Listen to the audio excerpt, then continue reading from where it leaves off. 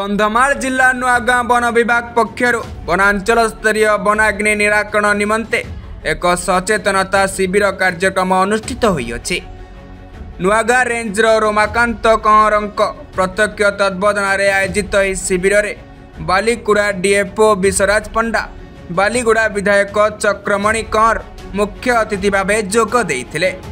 ग्रीष्म ऋतु पूर्व प्रतिटी जनसाधारण सचेतना होई नुआगाँ ब्लॉक को किपरि वनाग्नि मुक्त ब्लॉक करा जाई परिबो से नहीं वन विभाग पक्षर शिविर रे आलोचना करा जाइथिला। एही शिविर रे नुआगाँ ब्लॉक समस्त जनप्रतिनिधि, एसएचजी, महिला, बुद्धिजीवी समेत वन विभाग समस्त कर्मचारी जोग देइथिले। जंगल को निया दायरु रक्षा करने सह ग्राम जंगल को सुरक्षा देवा पई समूह शपथ पाठ करा जाइथिला।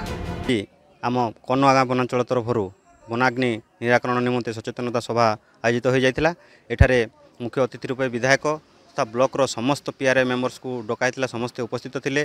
तत्सहित आमर बनखंडर डीएफओ महाशय उपस्थित थे और विभिन्न एसएचजी और पीएसएस रु माँ मैंने बापा मैंने उपस्थित थे।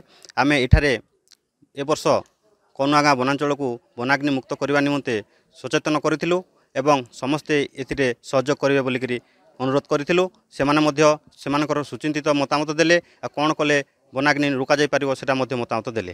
कंधमाल भवानी शंकर जना रिपोर्ट निरपेक्ष।